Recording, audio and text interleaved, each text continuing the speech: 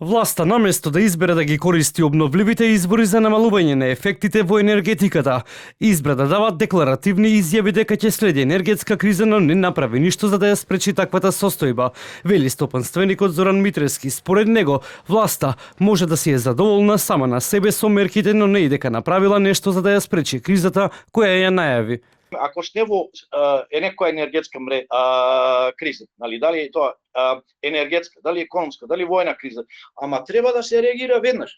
Затоа што со ваква реакција, ако ние сте во војна криза, тешко нас. Значи секој би дошол да не совлада за 5 минути и да ни прави апсолутно што сака. Исто и во енергетската криза. Значи сите оние странски компании кои што располагаат со доволна енергија може да ни ја дадат таа енергија нормално.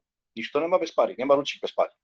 Нели? А зошто ние тоа да го плаќаме кога веќе сне насред летото и ова лето ни помина. Уште малце имаме среќна нова година, а што превземаме декларативно? Не ни треба декларативни изјави. Ни треба конкретно да превземиме активности во однос на бирократските процедури. Власта бара прогласување на нова криза поврзана со енергетска криза за да може да краде и да склучува тендери во 4 очи, вели претседателот на ВМРО-ДПМН Христијан Мицкоски, потенцирајќи дека постојат индиции за милионски криминал во јавно предпријатие токму од такви тендери во 4 очи.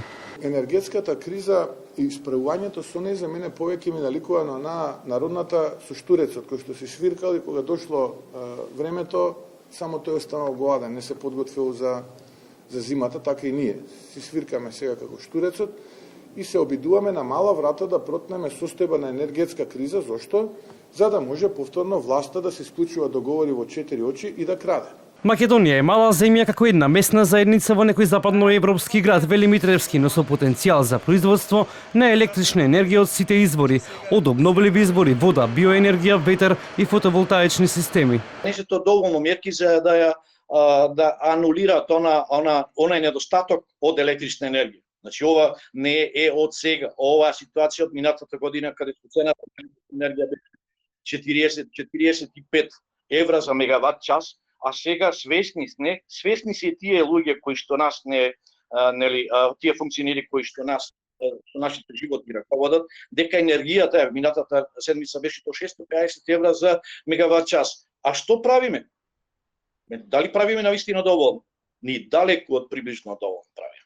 А можеме да направиме.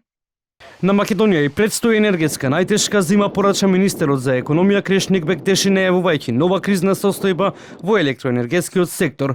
Тоа го оправдува со можноста да се искористат 100 милиони евра од ЕБОР за набавка на јаглен и мазот. Бектеши вели дека се прават сите напори и дека Македонија не ја очекува рестрикции на струја.